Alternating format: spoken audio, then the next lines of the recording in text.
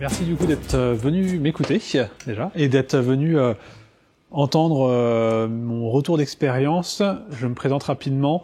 Je suis Tony Archambault, je suis fondateur d'Organilog. Ça fait maintenant 9 ans que je travaille sur le projet. Et le projet, en l'occurrence, c'est un logiciel de gestion d'intervention web et mobile. Je fais un petit état des lieux juste pour résumer, que je ne vais pas faire un cours, je vais juste partager mon expérience et tout ce que j'ai pu glaner, fouiller sur le sujet des roadmaps, parce que j'en ai testé plus de 12, et du coup j'ai 2-3 petites choses à raconter. Pour servir de fil rouge, plutôt que d'expliquer des choses de manière totalement théorique, je vais essayer de prendre un personnage fictif qu'on va appeler Tom. Et Tom, alors, je m'étais dit, tiens, on va faire un mélange. Tom, il se dit, tiens, je vais mélanger Mailchimp et Typeform, mais on a un sponsor qui est Sendinblue, qui fait un peu la même chose. Donc en fait, on va enlever Mailchimp et on va se dire, voilà, Tom, il se dit, tiens, je vais mélanger Sendinblue et Typeform. Les deux, c'est chouette, et je suis sûr que ça va plaire à plein de monde. Et on va imaginer que Tom, au début, justement, il est enthousiaste et il se dit ça va intéresser tout le monde, il fait même pas de segmentation, de positionnement de marché. Pour l'instant, il est vraiment enthousiaste. Du coup, dans sa réflexion de la roadmap, il va commencer déjà par se dire je vais commencer à travailler sur un proof of concept et je vais prioriser mes fonctionnalités qui vont permettre de montrer qu'il y a quelque chose de faisable et j'ai 2-3 personnes dans mon entourage que ça peut intéresser, je veux leur montrer que ça va marcher, donc je vais travailler d'abord sur ça. Tout ce qui peut être fait manuellement, il va le faire manuellement. Un système d'identification par identifiant mot de passe, il ne le travaille pas du tout. Il va faire quelque chose qui va héberger sur un dossier et il va donner le lien par email en disant tiens, j'ai fait un compte juste pour toi, c'est bon. Il n'y a pas besoin de travailler sur identifiant mot de passe, j'ai oublié le mot de passe, etc. Pareil, si jamais la personne lui dit ben moi j'ai une liste d'adresses email et je veux que ma campagne parte à ces emails-là, bah, envoie-moi ça par email, je t'importe ça moi-même dans la base de données, mais je vais pas faire un script dans l'interface pour l'instant. Il veut juste aller à l'essentiel, c'est quelque chose qui sera pas présentable, qui sera pas scalable, mais il va se concentrer notamment sur le moteur d'envoi des emails, le remplissage des formulaires et l'extraction des résultats, et tout ce qui est un petit peu à côté, les belles interfaces, il dit c'est pas le moment. Donc Tom fait son proof of concept, et on peut imaginer voilà que ça fonctionne bien et qu'il se dit ok, je vais aller un petit peu plus loin. Et en allant un petit peu plus loin, il va non pas faire un produit minimum viable, mais on enlève le mot viable et on se dit déjà il faut qu'il fasse quelque chose qui ressemble à un vrai produit. Pour que ça ressemble à un vrai produit, il va travailler sur d'autres fonctionnalités, on va les voir. Mais déjà à cette étape, en fait, il va surtout essayer de se dire moi je veux aller un petit peu plus loin que le proof of concept. Par contre, c'est toujours pas viable. Et il faut se méfier parce que le public est de plus en plus exigeant de ce qu'on peut qualifier comme un vrai produit, avec des guillemets. Et là, du coup, il va travailler sur la page d'inscription et sur toutes les interfaces sur lesquelles un utilisateur doit normalement remplir et faire des choses pour son projet de mélangeant newsletter et formulaire. Passe l'étape où il se dit ok, ça fonctionne, j'ai été un petit peu plus loin, mais il faut être viable maintenant. Et l'idée, donc le MVP, le produit minimum viable, l'idée ça va être de scaler le POC en fournissant de la valeur. Et c'est le mot valeur ici qui ressort. L'intérêt, ça va être d'avoir un produit épuré, présentable et viable, mais il manque encore, dans ses choix de roadmap, il va encore manquer certaines fonctionnalités qui vont favoriser les signatures. Quelques petits exemples quand même à cette étape de MVP. On peut imaginer que l'étape d'avant qui était juste le produit minimum, il n'y avait pas forcément de petits modules d'import à partir d'un fichier Excel. Mais là, il va vraiment se dire, là, il me faut ça, parce que si on n'a pas ça, c'est pas viable. Les gens, ils vont pas remplir leur carte bancaire. Ils vont, ça va rester que quelque chose d'intéressant, mais voilà, c'est pas vraiment un vrai produit viable. Un système de paiement et différentes choses. Donc, on imagine encore une fois que Tom, il va plus loin dans le projet. Et sa réflexion sur la maturité de la roadmap va encore évoluer. Là, il dit j'ai un produit viable, mais maintenant il faut faire rentrer des utilisateurs. Et pour ça, je vais travailler en priorité sur les demandes des potentiels clients. En les écoutant, je vais avoir des signatures, il va mieux comprendre le marché. Par contre, il y a des risques, il y a notamment le risque que ça fasse un produit qui n'est intéressant qu'à la surface. Et il y a aussi un risque, c'est que souvent ce sont des fonctionnalités qui ont déjà été vues ailleurs. Les personnes vont dire bah moi j'aimerais bien retrouver dans votre outil ça parce que je l'ai vu ailleurs. C'est rare qu'un utilisateur puisse réellement entre guillemets innover et proposer quelque chose de jamais vu auparavant. Une citation que je ne sais pas si elle est véridique, mais il y a une citation de Henry Ford sur laquelle il dit si j'avais demandé aux gens ce qu'ils voulaient, ils m'auraient répondu des chevaux plus rapides. Donc c'est un petit peu l'idée. Sauf que vient un dilemme pour ce fameux Tom, c'est que des retours, il va en avoir plein. Il contacte 100 personnes en une semaine, il risque d'avoir beaucoup de retours. Et du coup, il faut qu'il priorise un petit peu tout ça. Et du coup, vient un raisonnement, est-ce qu'il doit trier par volume de demandes similaires, donc le nombre de fois on lui demande la même chose, ou le degré de douleur d'une fonctionnalité manquante, ou peut-être la taille de marché, ou peut-être un client qui est plus important qu'un autre. Donc il est un petit peu pris sur cette problématique. Et pour nous aujourd'hui, je vais choisir et trancher pour lui. On va dire qu'il va travailler sur le volume sur la fréquence à laquelle on va lui demander une fonctionnalité. Et par exemple, il a eu 4 retours en un mois sur le fait que les personnes disent « Ok, pour l'outil de formulaire, il y a un champ texte, mais moi j'aimerais des champs numériques ou une liste déroulante ou du choix multiple. » Donc, Tom, il va continuer à travailler sur sa roadmap, il va répondre à toutes les demandes qui sont régulièrement en haut de la liste, mais va venir un moment où les demandes c'est bon, il a commencé à épurer la liste, mais maintenant il a des clients et il faut les garder, et du coup il va s'intéresser non plus à ceux qui viennent de l'extérieur, mais à ceux qu'il a déjà en intérieur, parce qu'il veut les conserver. Il se dit qu'il y a un potentiel d'upsell, et par contre il va se méfier de plusieurs choses. Il va se méfier des demandes qui sont trop spécifiques et non généralisables, il va se méfier aussi de la complexité qu'il est en train de donner au produit, et avec le temps, il va aussi se rendre compte qu'il peut pas satisfaire tout le monde, donc il doit essayer d'avoir une réflexion plus intense sur le sujet. Dans la liste des idées de fonctionnalités, j'ai voulu vraiment donner en premier, par exemple, planifier l'heure d'envoi. Jusqu'à présent, il faut imaginer qu'il y avait un outil qui envoyait les emails, mais les personnes devaient cliquer manuellement sur le bouton. Et ça, quand les personnes s'intéressent et font un test de l'outil, ils y pensent pas forcément. Donc c'était pas un sujet actuellement pour les personnes qui testaient l'outil.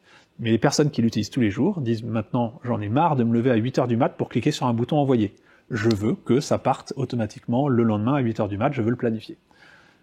Et s'il ne s'intéresse pas aux demandes des utilisateurs, il va louper des choses aussi intéressantes que ça dans le véritable usage. Je pousse un petit peu plus loin.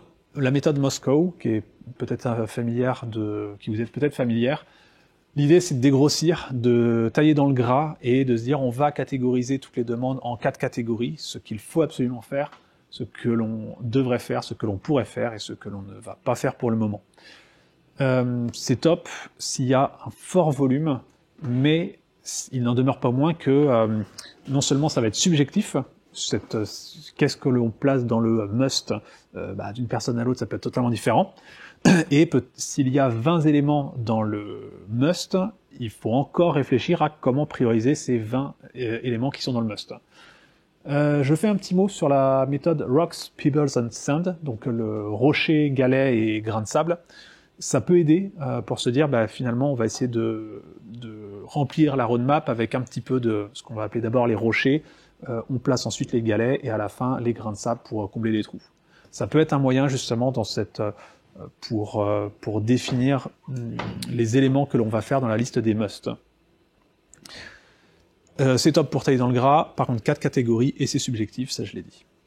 Et quelques petits exemples des fameuses fonctionnalités du projet qui nous sert de fil rouge. J'enchaîne en parlant cette fois-ci des valeurs. Alors, enfin, un peu de notation pour trier. Jusqu'à présent, on avait vraiment des grosses catégories génériques, mais vient le moment où on va pouvoir mettre, entre guillemets, une note de valeur aux fonctionnalités. La valeur, il y a plusieurs manières de le faire, soit on peut faire de manière générale, alors on peut imaginer par exemple une valeur de 1 à 10, et on peut utiliser un référentiel pour se dire la note de 5, ça va être un client qui va dire « ouais, c'est chouette, j'adore ». La méthode de 6, il dit « c'est tellement génial que je suis prêt à laisser un témoignage sur votre page d'accueil pour vous citer en référence ». Et je sais pas, une valeur de 10, c'est carrément la télévision qui vient de Paris et qui vient faire un reportage pour parler de la super fonctionnalité qui est proposée. Bon, c'est un peu fictif, mais voilà, il faut définir son référentiel de qu'est-ce que je qualifie de 1 à 10. Une autre possibilité, c'est aussi de se dire la valeur, ça va être peut-être lié au positionnement. Et là, on commence à entrer dans un jeu où, alors moi je l'imagine un peu comme un curseur, où de temps en temps, il faut choisir son positionnement, par exemple, entre simplicité et complexité. Parce qu'est-ce que on place le curseur à fond sur simplicité au détriment de fonctionnalités que l'on fait exprès, que l'on ne va pas aborder parce qu'on n'a pas envie d'être positionné sur le marché comme un outil complexe, ou peut-être que le curseur, ça peut être sur liberté versus sécurité. On va essayer de se positionner, se dire bah, si je fais des choix de sécurité, ça va, le curseur est plus dans un sens que dans l'autre. Donc on peut commencer à avoir une réflexion, enfin Tom, qui nous sert de fil rouge, commence à avoir une réflexion sur le positionnement de marché du produit. Et peut-être une fonctionnalité qui va dans le sens du positionnement qu'il veut donner au produit, va avoir une valeur plus élevée qu'une autre. Pour ce qui est des efforts, 1 à 10, et on peut imaginer que 1, c'est un développeur qui met 15 minutes, une valeur de 5, c'est peut-être une journée de travail, et je sais pas, 8, c'est peut-être 2 mois, alors que 10, c'est une expertise qu'on trouve difficilement, et c'est vraiment de l'innovation assez forte. Une fois que c'est top pour définir un positionnement de produit, donc c'est top pour le marketing. Par contre, il faut du recul sur le produit et sur le marché, et il faut un bon référentiel pour bien calibrer comment on va mettre des valeurs aux fonctionnalités. L'idée ensuite sur cette méthode-là, c'est de faire un fichier Excel. On trie d'abord sur les valeurs, et lorsqu'il y a plusieurs fois la même valeur, on va trier pour mettre ensuite l'effort le moins élevé en haut. Et d'expérience, ça sert à rien de prendre la liste de 1 après l'autre. Il faut juste prendre le top et se dire dans le top, je vais essayer de piocher les choses qui me... Enfin voilà, il y a peut-être une valeur 8 qui est simple que je vais faire avant une valeur 9 qui est compliquée et qui va prendre du temps. Donc encore une fois, on peut peut-être utiliser la méthode Rocks, Pebbles and Sand pour définir justement les gros morceaux et les petits projets. Ok, Tom il avance, mais il commence à avoir des problèmes de trésorerie peut-être. Et il se dit ok c'est chouette, mais là il faut que dans 1 an il y ait un certain degré de rentabilité. Il y a une méthode qui est un peu plus traditionnelle, je vais dire, qui va être de définir tout simplement le coût de développement versus le gain que ça va m'apporter sur 1 an, 2 ans, 3 ans. Donc c'est intéressant pour un gain financier court ou moyen terme. Par contre, ça peut aller à l'encontre de la vision produit. Si on se contente juste de regarder, tiens, je peux avoir plein d'argent en faisant ça, mais que c'est pas dans ce qu'on imagine du produit, eh bien ça peut avoir un risque. La petite formule, donc c'est le gain potentiel moins le coût, c'est le potentiel. Mais petite vigilance parce que si on prend un référentiel de gain sur 1 an, ou sur 5 ans, ça peut avoir une note différente. Il y a des choses des fois sur 1 an qui peuvent être pas du tout rentables, du coup ça va être en bas de la liste, alors que si on regarde un gain sur 5 ans, peut-être que ça va se retrouver en haut de la liste, parce qu'il y a un gain assez intéressant. Et l'histoire du gain, de mon point de vue, je mélange 3 choses. Je mélange un apport de nouveaux utilisateurs qui n'auraient pas signé jusqu'à présent, et maintenant ils vont signer parce qu'il y a telle ou telle chose, des upsells en interne et du churn qui peut être réduit et du coup qui peut compter indirectement comme du gain. Bon, une petite liste de choses que j'ai estimées, de fonctionnalités, 1000 € par-ci, ça peut rapporter potentiellement 4000 € par an, etc. J'enchaîne et on a notre Tom qui recrute quelqu'un en marketing, la personne du marketing elle débarque et elle dit « Première chose que je fais les personas ». C'est cool. Et là, il commence à se dire « Ok, c'est chouette ». Et ça commence à être une autre réflexion finalement dans la roadmap, de se dire peut-être que je vais prioriser des utilisateurs qui utilisent mon produit uniquement pour le marketing, ou uniquement pour faire des sondages, ou autre. Dans cette méthodologie de persona, on va être quand même confronté à un dilemme. Soit Tom se dit « je fais par silo, je m'occupe d'un persona l'un après l'autre », soit il va peut-être se dire « il y a quelque chose qui est commun aux 3 personas, c'est pas dans le top 1 de chaque persona, mais c'est dans le top 5, et finalement si ça concerne un peu tout le monde, peut-être qu'il faut que je le gère en priorité ». En travaillant de cette manière avec les personas, il va renforcer donc le succès pour ces personas. Donc pour le marketing c'est génial, et puis pour vraiment comprendre la cible qu'il essaye d'attaquer, bah c'est top. Il va pouvoir aller plus en profondeur sur certains sujets. Si je reprends par exemple le marketing, il va peut-être se dire voilà, maintenant je sais que le sujet du marketing, je le traite de A à Z correctement. Par contre, il doit définir ses personas. Ça signifie bien entendu qu'il va exclure il va en exclure d'autres. Et il faut pas oublier qu'à l'intérieur d'un persona, il y a peut-être 20, 30, 40, 50 fonctionnalités à gérer, et du coup il doit peut-être combler les manques avec une autre méthodologie qu'on a évoquée jusqu'à présent pour prioriser à l'intérieur d'un persona. J'ai pris quelques exemples. Par exemple, segmenter la liste des contacts dans son outil, bah, le marketing il va adorer, et ainsi de suite. Une autre méthodologie plus poussée, je vais donner les exemples pour vraiment symboliser, mais c'est organisé par impact. Ça va être assez fort pour renforcer des objectifs différenciants. Par contre, il faut de la maturité dans le produit, et il faut que l'équipe ait du temps pour explorer des sujets. Et bien entendu, ça signifie qu'il va falloir laisser des sujets de côté. Je m'explique. Un peu plus tôt, j'ai expliqué qu'il pouvait y avoir un système de valeurs.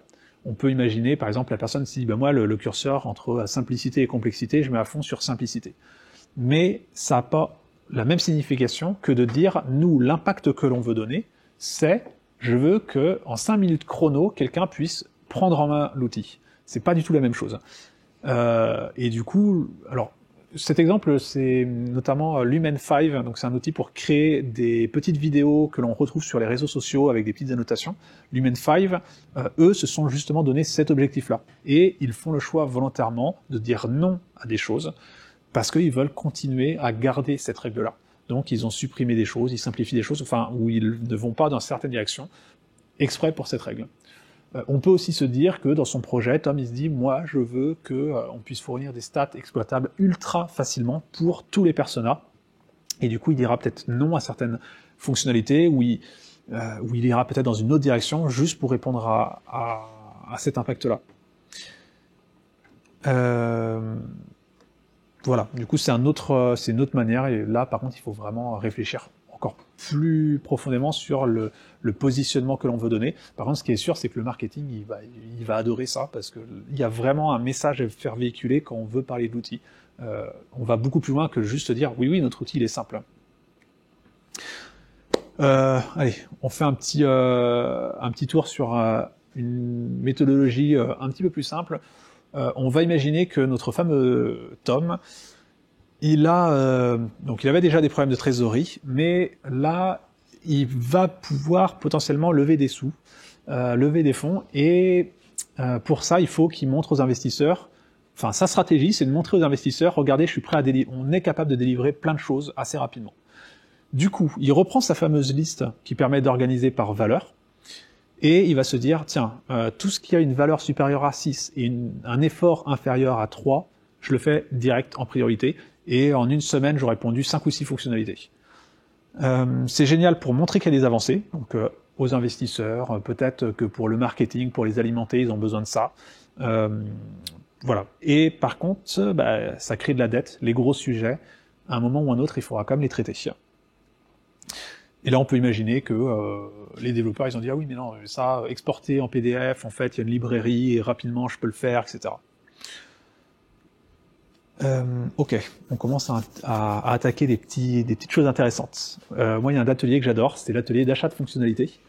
L'idée, c'est de faire acheter des fonctionnalités à des utilisateurs ou des collègues. En interne, vous faites venir, par exemple, les commerciaux ou le support, ou les deux en même temps, ou vous faites venir des clients, soit un client, soit un panel de clients, soit des... voilà, peu importe. Et vous leur donnez à tous un budget fictif, et vous leur donnez une liste de fonctionnalités avec le coût estimé de chacune des fonctionnalités. Ils ont le droit de se mettre à plusieurs pour acheter une fonctionnalité. Quand vous mettez en place ça, vous leur donnez 2000 € par exemple, et vous dites « let's go », vous vous reculez et vous regardez, et là vous prenez des notes, et c'est vraiment super précieux, parce que vous allez voir tout de suite qu'il y a un commercial qui dit « hey, ça là, ça coûte 2000 €, ça fait des mois que je le demande, qui est prêt à rajouter de son budget pour me l'acheter cette fonctionnalité ?» Et bah, soit en effet c'est le truc qui sort en premier, soit les autres disent non, ton truc ouais c'est bien, mais je vais regarder la liste moi plus en détail parce qu'il y a d'autres choses qui sont intéressantes. C'est assez intéressant.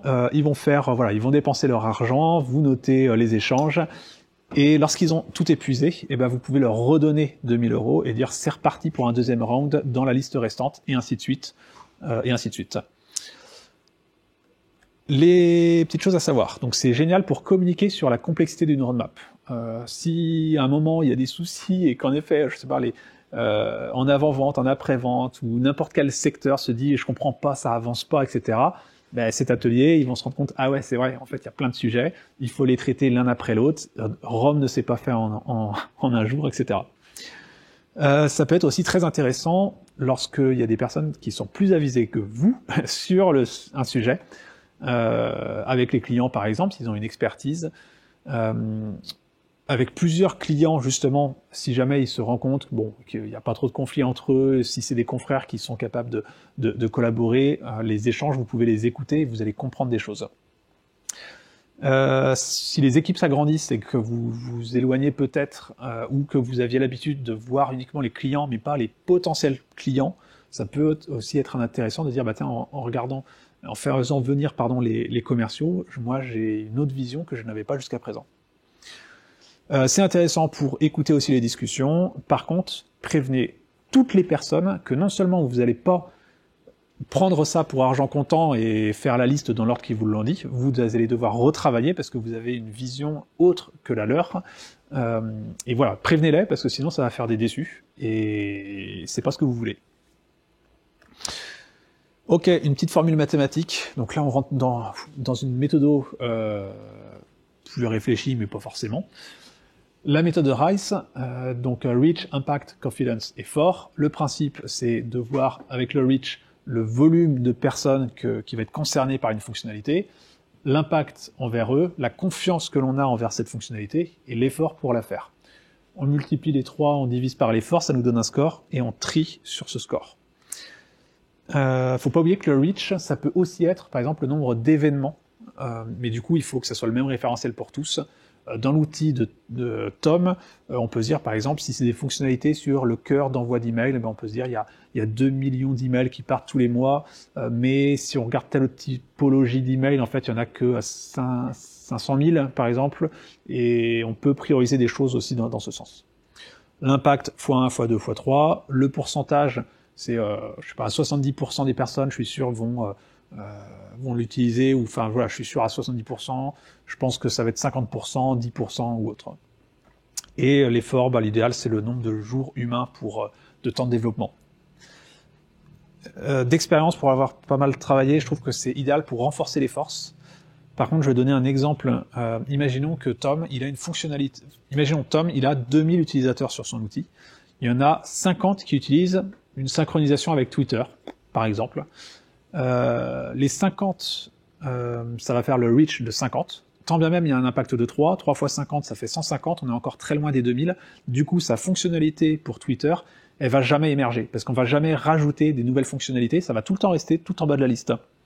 Donc, il y a une faiblesse justement par rapport à ce reach et par rapport à des fonctionnalités faibles qui peuvent toujours rester faibles. Je prends quelques petits exemples du quelque chose qui va concerner 2000 personnes, gros impact x3, 70% de succès, 4 jours de temps humain, ça donne une note et ainsi de suite. On peut pousser plus loin. On peut pousser plus loin en se disant ce fameux problème de la fonctionnalité de Twitter qui ne concerne que 50 personnes et qui va jamais émerger, eh bien j'ai envie de le pousser un petit peu plus loin. Donc moi j'ai rajouté un coefficient business, ça fait Bryce, c'est rigolo. la fonctionnalité, en gros, alors il y a deux manières de se dire on va essayer de rajouter et changer pour faire émerger des choses. Soit on fait un facteur x1, x2, x3, ou même x4, x5, x6, je sais pas. Soit on étend le reach. Au lieu du 50, on se dit bah, je rajoute 50 du panel d'utilisateurs existants, mais je rajoute 300 qu'on peut potentiellement atteindre si jamais si jamais on communique sur le sujet de telle ou telle manière. Si on part sur le principe qu'on va faire un facteur x2, x3. Donc voilà, j'ai choisi, Tom il se dit ok on va faire le x2, x3 sur le sujet. Ok, alors cet exemple, pardon, c'est que ça va être davantage performant pour travailler sur le long terme et ou la vision. Ça peut faire émerger les usages. Par contre, le fameux potentiel business, il faut le travailler avec soin parce que de la manière dont vous allez l'utiliser, le volume que vous voulez lui donner, si vous faites un x3 ou si vous faites un x10, ça peut tout changer et ça c'est un petit peu à vous de réfléchir comment ou quelle valeur d'impact vous voulez lui donner. J'ai repris la même liste que tout à l'heure, je m'écarte un petit peu. J'ai pris la même liste et on retrouve notamment la fonctionnalité segmentée pour laquelle on a mis x3 en potentiel business. Elle a gagné 3 places par rapport aux autres, alors qu'à l'inverse, partagée sur les réseaux sociaux, j'ai mis un facteur x1 en potentiel business. Elle a perdu 2 places parce que Tom se dit, mais finalement segmenté, je sais que pour le marketing, on l'a toujours dit et redit, ça va avoir un gros impact. Mais partager sur les réseaux sociaux, c'est pas ça qui fait que quelqu'un va laisser sa carte bancaire, oui ou non, et s'abonner à l'outil. C'est vraiment pas ça. Segmenté, par contre, on sait qu'on perd des ventes à cause de ça. Et j'ai encore envie d'aller plus loin dans cette méthode Bryce, de faire réfléchir et de se dire pourquoi, depuis tout à l'heure, on a dit que c'était x1, x2, x3. L'idée, c'est que chacun crée son propre framework. C'est ce que j'ai fait. Soit on peut changer les facteurs et se dire on va faire un multiplicateur plus élevé que la fameuse méthode Bryce, parce que la méthode Bryce, quand on la lit, donc ça a été popularisé par Intercom, et quand on la lit, bah, c'était, alors ils ont fait x 0,5, x1, x2, x3, mais en effet, on peut la remettre en question. Moi je me suis toujours demandé pourquoi ils ont fait x2, x3, voilà.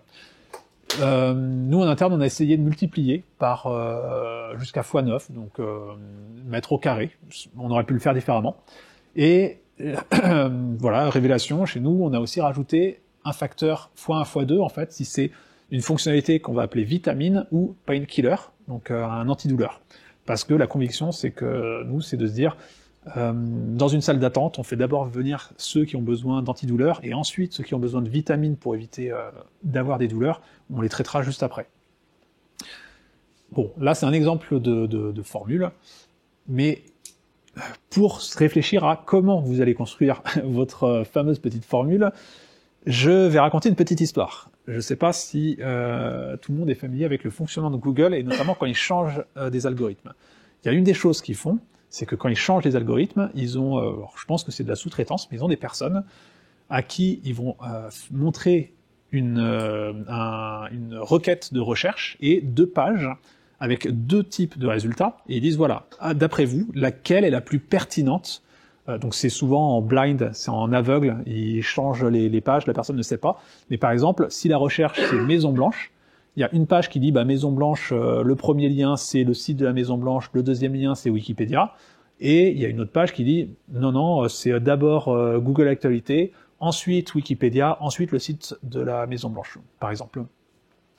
Donc ça c'est, entre guillemets, que des humains qui peuvent dire j'ai l'impression que c'est plus pertinent si c'est comme ça. Cette méthode-là, je la trouvais plus ou moins intelligente, et je me suis dit mais oui, en fait, c'est possible de sélectionner des fonctionnalités pour lesquelles je sais que je veux retrouver en haut de liste parce que ça me semble tout à fait pertinent, et c'est le référentiel qui va me permettre ensuite de peaufiner ma formule. En gros, moi ce que j'ai fait, c'est que voilà, j'ai pris des fonctionnalités, j'ai dit ça il faut que je le retrouve en haut, et j'ai bidouillé la formule jusqu'à trouver, voilà, en bidouillant au bout d'un moment, en rajoutant des facteurs, en multipliant par des valeurs différentes, on finit par tomber sur un résultat où on se dit ça ressemble à ce que j'aimerais retrouver. Donc c'est complètement tordu de se dire j'ai besoin de savoir ce que je veux retrouver pour pouvoir calibrer quelque chose qui va me dire ce que je dois retrouver, mais c'est logique, il faut un référentiel, il faut des points de référence. Mais une fois qu'on a fait ça, On sait que la formule, elle est à peu près correcte par rapport à ce qu'on a dans l'esprit, et on sait que lorsqu'on va rajouter des nouvelles lignes dans notre fichier Excel qui va avoir cette petite formule, ça va se positionner intelligemment dans cette liste dans cette roadmap priorisée. J'ai donné des exemples, mais au final, on s'en fiche, puisque là, on est sur un slide où je vous explique que chacun doit créer son propre framework. Cette méthode, je la trouve super adaptée, parce que ça s'adapte à chaque projet. Par contre, il faut en effet des points de repère pour affiner son jugement. On arrive un petit peu à la fin. Puisqu'on est en train de parler du fait qu'il faut des points de repère pour affiner son jugement, j'ai envie de donner une fiche de recueil pour évaluer chacune des demandes entrantes, une demande de fonctionnalité. Surtout si vous n'êtes pas seul, s'il y a des équipes qui travaillent au support, qui travaillent en avant-vente, vous allez avoir besoin de leur demander, ça peut concerner combien de personnes, à quel point ça les dérange, est-ce qu'ils en ont besoin tous les jours, une fois par semaine, une fois par mois, une fois par an, etc. Et du coup, voilà, il y a une petite fiche où pour chaque fonctionnalité, on décrit la demande, on peut indiquer le volume en externe ou en interne, d'utilisateurs potentiels versus d'utilisateurs actuels, la fréquence d'usage, le degré de douleur, la complexité et des commentaires. C'est assez intéressant, voilà, parce que au final, lorsqu'on construit une roadmap, soi-même déjà, en essayant de prioriser d'une semaine sur l'autre, on a un jugement qui est différent et on a un avis qui est biaisé. Et alors si on est plusieurs, c'est d'autant plus vrai. Le petit mot de la fin, notre fil rouge, notre fameux Tom, ce qu'on retient, c'est qu'il a fait des expérimentations et qu'il a changé de méthode au fur et à mesure par rapport à des besoins qui étaient ponctuels ou non, des changements dans la trésorerie, dans la stratégie ou autre. On retient aussi qu'il faut bien alimenter ces curseurs, l'appréciation que l'on a des choses, donc il faut vraiment savoir combien de personnes ça peut réellement impacter, est-ce qu'ils sont vraiment prêts à lâcher de l'argent pour la fonctionnalité ou non.